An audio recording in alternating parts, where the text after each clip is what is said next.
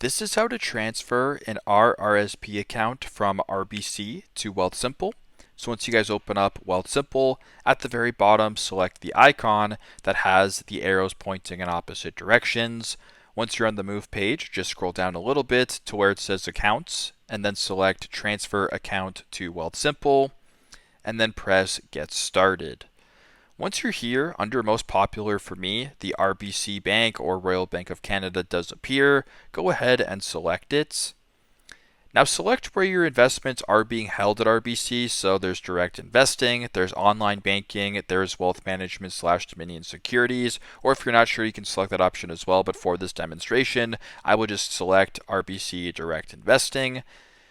Then you can go ahead and sign in to the RBC app through this by pressing on next for a faster experience. If you don't want to do that, you can go to the bottom and select enter information manually, which is what I will be doing in this example. Because we want to transfer over an RRSP account, make sure that that option is selected and then press on next. And then just go ahead and add your account details and follow all the steps that precede this, or I guess that follow this, in order to transfer over the RRSP. So that is how to transfer an RRSP account from RBC to Wealthsimple. Thanks again for watching and hope this helps.